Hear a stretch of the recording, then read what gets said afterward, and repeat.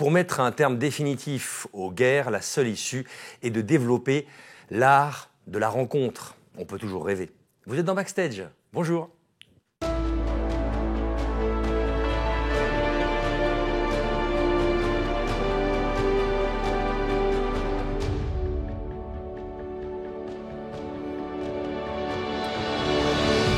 Bonjour Franck Lehen. Bonjour. Bienvenue dans Backstage. On est ravis de vous accueillir. Merci, Franck Lehen, nous aussi on est ravis. Comédien originaire de la région qui en ce moment cartonne dans une pièce magnifique, La Petite Débrouille au Théâtre Lucernaire à Paris. Première question Franck, vous, écrivain, metteur en scène, auteur, quel est votre premier souvenir de pièce de théâtre quand vous étiez petit ? Ouh là là là là là là.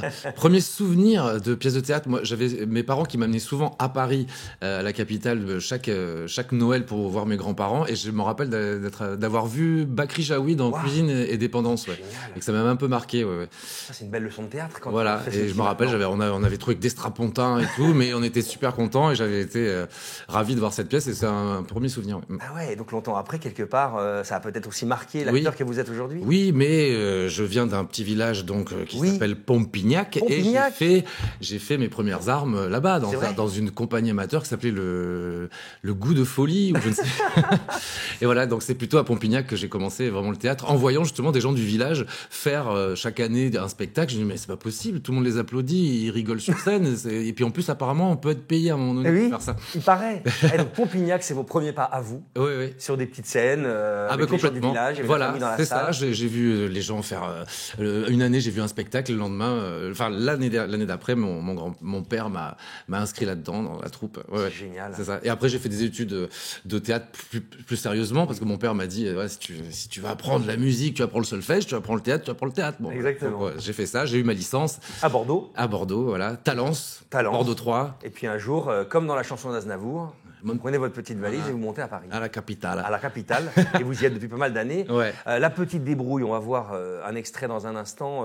Franck Lehen, peut-être que son nom ne vous dit rien, mais en tout cas, les pièces, parfois, elles vous font un peu de l'ombre, vos pièces. Bonjour Ivresse, ou encore... L'ombre, je suis content. Ah oui, on voit ça, c'est l'affiche actuellement à Paris, oui. Mais Bonjour Ivresse, Les homos préfèrent les blondes, c'est vous l'auteur. Revenir un jour, Bonjour Ivresse, 12 ans, donc effectivement, elle est assez connue. Les gens ont vu pas mal l'affiche, que ce soit à Paris ou en province ou à la télé. C'est passé à la télé aussi. Ouais. Et puis ça a été repris par des compagnies amateurs. J'adore aussi aller en province, à Angers aussi. Ils ont remonté Bonjour Ivresse il y a pas longtemps. Donc oui. Et aujourd'hui, on peut le dire, La Petite Débrouille, dont on vient de voir l'affiche, il y a un virage, on est d'accord. Ah oui. Il y a un virage dans l'écriture, dans le choix du sujet, même dans l'aspect comique. Eh ben en fait oui, il y a toujours la légèreté, et j'aime mettre en avant la légèreté, mais c'est vrai que cette pièce je l'ai écrite en fait suite aux attentats de 2015 du Bataclan. Voilà. Alors c'est bizarre parce que ça parle de 1942, mais j'ai voulu faire des recherches et voir quelle aurait été ma place dans un conflit mondial, voilà. Et je suis tombé sur les Azous pendant la guerre, etc. Donc j'ai fait plein de recherches qui m'ont amené à faire cette pièce. Et je voulais parler aussi du handicap. Et donc voilà, je me suis retrouvé à écrire cette pièce qui parle d'un confinement de 3 personnages complètement différents et qui sont obligés de vivre ensemble. Dans un asile désaffecté. Complètement, en Picardie. En Picardie. Donc Mélanie K joue une vraie Picarde avec un accent de dingue. De ouf. On va en parler tout à l'heure. Mathieu Nina est réellement handicapé et joue le rôle d'un handicapé. Donc c'était important pour moi de faire de l'inclusion aussi. Parce que Mathieu, depuis des années, en tant que comédien, voit à la télé ou sur scène des comédiens valides jouer des handicapés. C'est ça. Et donc du coup, des handicapés, il aime pas du tout que je dise ça. et donc voilà, je lui ai offert ce rôle-là et ça se passe très très bien. Là, on a effectivement prolongé au Théâtre Le Lucernaire à Paris tout l'été jusqu'au 20 août, 5 fois par semaine. Donc pour les Bordelais ou ceux du Sud-Ouest qui viennent sur Paris cet été, on est là. Mon petit doigt me dit que La Petite Débrouille partira sur les routes de France. Parce on va venir dans le coin, bien sûr. Vous avez été invité chez Laurent Ruquier, dans Télématin, bref, toute la presse est dithyrambique. Le premier soir de la première, c'était complet. Donc, ça s'est bien passé dès le début, c'est sûr. On est très contents. On croise les doigts pour que ça continue, quoi. Je peux vous dire que Franck Lehen, il se débrouille bien. La Petite Débrouille, à quoi ça ressemble ? Ça ressemble à ça, regardez. L'horreur, c'est ce qui m'attend avec Hitler. Ah oui, l'horreur pour tous. Oui, mais les handicapés sont les premiers à prendre.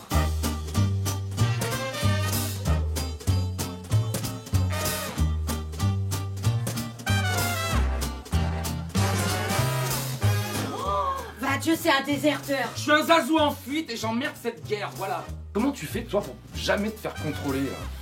Ben, moi, il pense tout le temps que je suis bourré. Ah oui.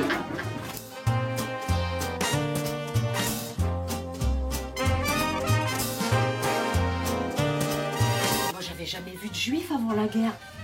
Bah, qu'est-ce que t'en sais? T'en as peut-être croisé sans le savoir. Bah oui, t'as raison, parce qu'en fait, ils sont comme nous. Attends, tu pensais qu'il ressemblait à quoi? Mais tu devais pas plutôt me ramener une dinde?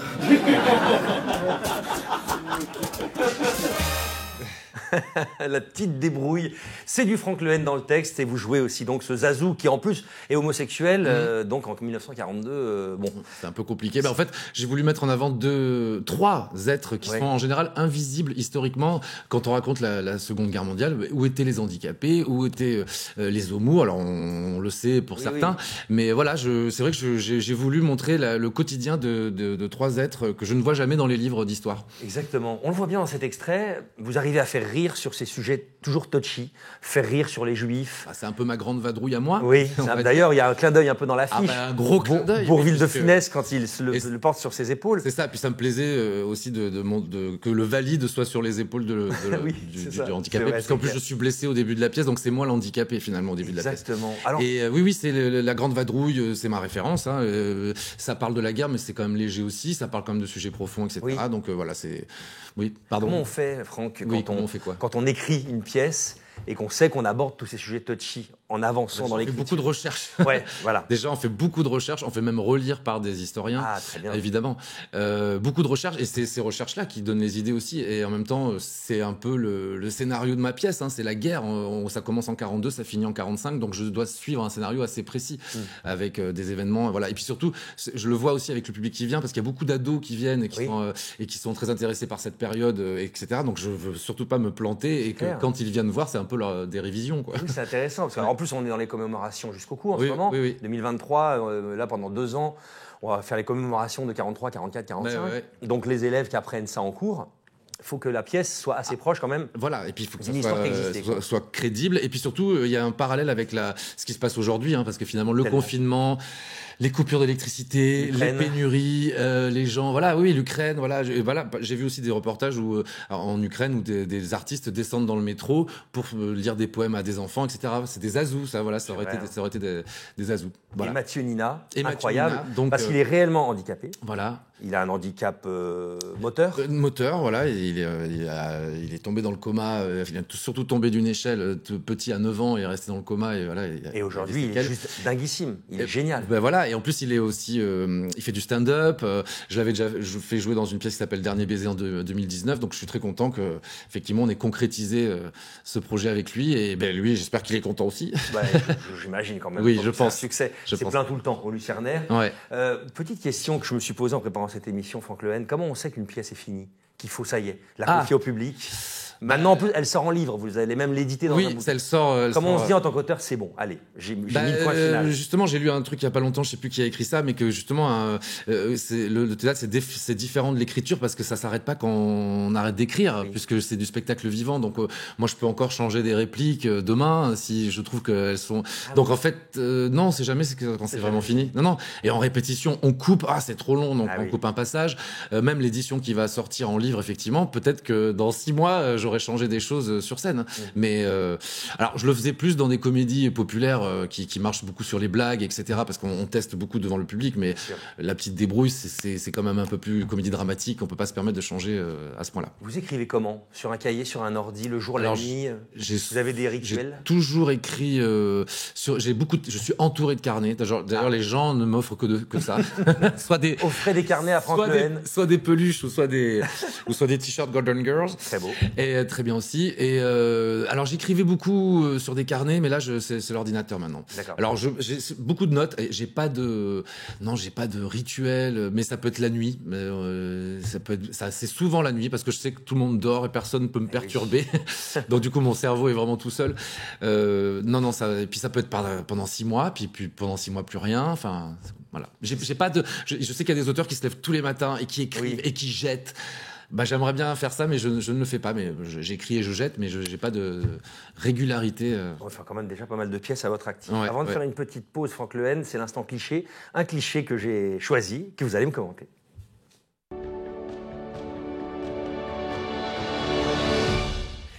Et le voilà, ce cliché. Vous la connaissez, hein, cette photo qui va s'afficher. J'ai pensé à Papy fait de la résistance, parce que ça se passe aussi pendant la guerre, une grosse farce dans les années 80, réalisée par le réalisateur des Visiteurs, Jean-Marie Poiré. Et je me suis dit, mais tiens, cette comédie qui se passe pendant la guerre, ou pareil, alors là, on se moque aussi de Hitler avec son cousin. Il y a un clin d'œil dans La Petite Débrouille. Alors, il y a un homo. Vous l'avez pas vu en entier, la pièce, vous allez venir bientôt la voir sur Paris.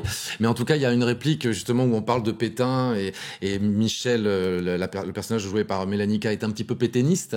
Donc elle dit, c'est notre papy, machin et tout. Et l'autre lui répond, oui, mais enfin, papy, il fait pas tellement de la résistance. Voilà, donc du coup. Mais c'est génial. Et c'est une référence aussi pour moi, parce que La Grande Vadrouille, papy fait de la résistance. Il y a une filiation. Oui. Et puis ces comédiens, ils ont bercé l'acteur que vous êtes. Ah, complètement. Dedans, en plus, il y a même Jacqueline Maillan. Il y a beaucoup de générations là, dans ce film. En plus, ils avaient fait exprès d'ailleurs à l'époque de faire se rencontrer des gens comme Michel Galabru, Jacqueline Maillan, avec Dominique Lavanant, Gérard Jugnot, Michel Blanc. Enfin voilà, Thierry Lhermitte. Il y a tout le monde. Il y a Balasco aussi, Jean-Yann. C'est dingue. Hein. Ah oui, ils ont tout. Ils ont. Oui, c'est des références. Et c'est aussi une référence de traiter ces thèmes-là par la comédie aussi. Peut-être que La Petite Débrouille est un cousin de Papy. Ah, on parle du scénario, on parle de faire le film. Oui, j'aimerais beaucoup.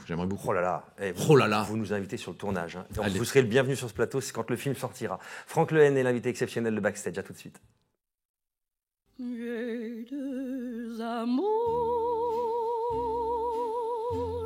mon pays et Paris. Oh, mon cœur est ravi, ma savane est belle.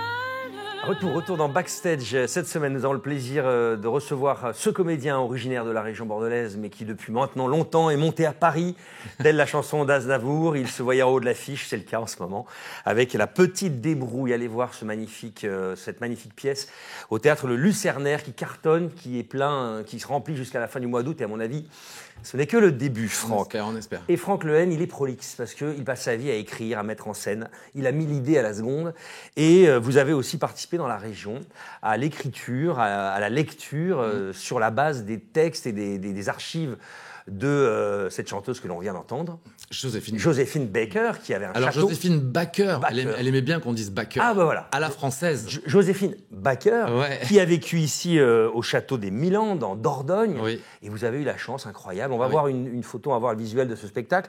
Vous avez la chance de jouer une lecture. On a eu la chance de présenter notre projet au château des Milandes. Là où elle vivait. Là où elle vivait. Et là où, plumes dans le cœur. Là où se passe un petit peu l'action aussi de la pièce. Hein. Donc ça, c'est une aventure complètement folle. Donc c'est ma rencontre avec Claire Jazz qui est venue en fait faire un remplacement sur ma pièce Bonjour Ivresse en 2021. Ouais. Il se trouve que ça a super bien matché sur scène et on cherchait un projet. Sortant de cet été 2021, elle me parle de projets autour de Joséphine Baker parce que depuis son enfance, effectivement, c'est une figure qui l'a marquée.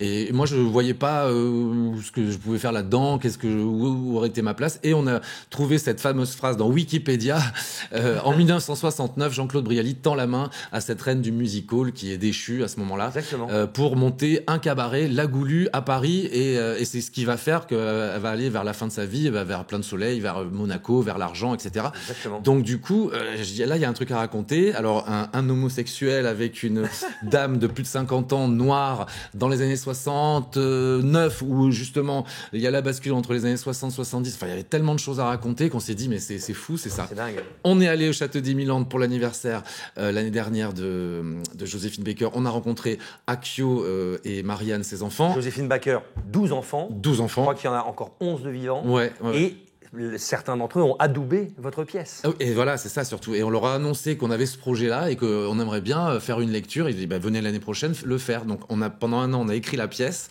et on l'a présentée.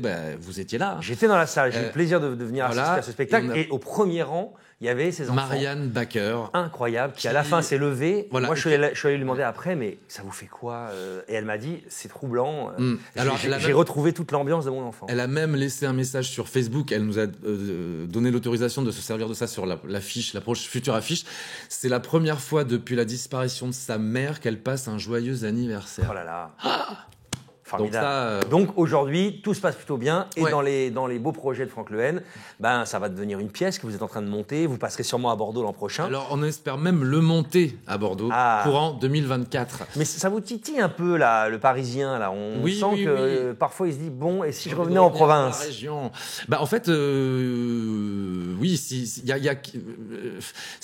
il y a 15 ans, je suis allé sur Paris parce qu'il y avait peut-être pas, il y avait pas la place, enfin il y avait pas le théâtre que je voulais sur Bordeaux. Maintenant, il y est. Il y a des théâtres. Il y a des théâtres maintenant qui sont ni nationaux ni amateurs et qui sont des salles de 200, de 300, de 150 ou des comédies, voilà. Et je serais resté, je serais pas à la capitale s'il y avait ça. Et là, du coup, maintenant c'est là, donc je peux peut-être revenir et travailler parmi vous, avec vous. Il fallait passer de toute façon par Paris pour construire tout ce que vous avez construit. C'est ça. C'est nécessaire. Voilà. Mais c'est intéressant parce que voilà, on parle de cette pièce qui se prépare, la petite débrouille, on a vu l'affiche, voilà les photos qui vous ressemblent bien. Il y a une énergie dans ces photos et je trouve moi que le titre de cette pièce, je vous suis depuis longtemps et elle vous ressemble très bien. C'est très vous, ça. Ouais. Vous avez toujours été un démerdard.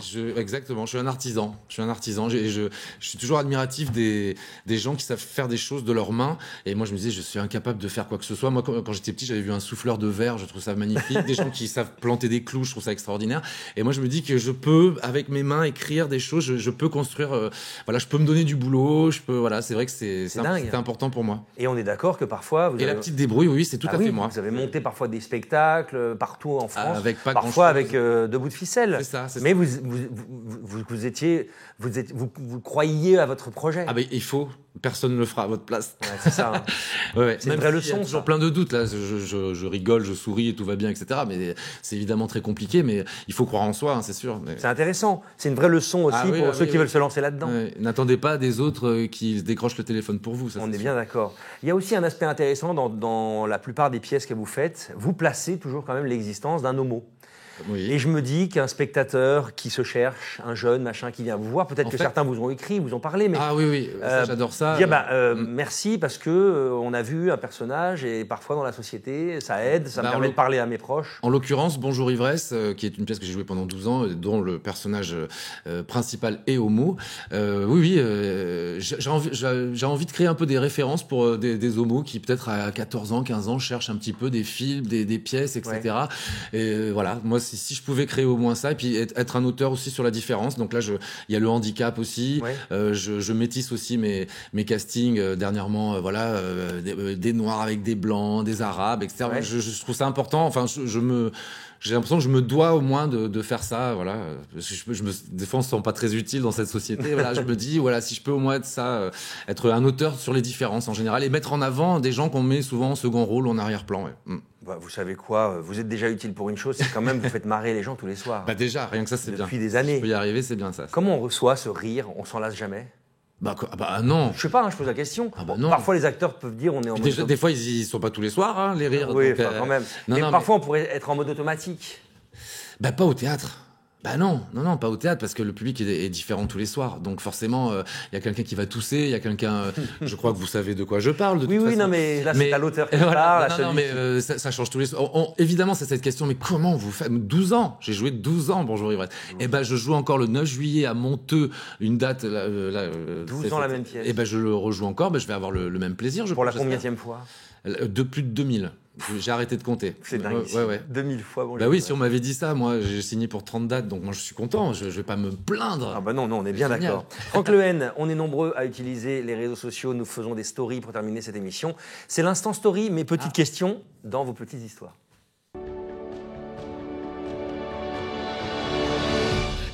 J'aime beaucoup la réaction de mes invités parce qu'ils ne savent pas, en fait. Qu'est-ce qu'il va dire? Il n'y a rien de méchant, c'est des petites questions. Est-ce que vous avez des tics avant de monter sur scène? Moi, il me faut le cri de guerre. Obligé.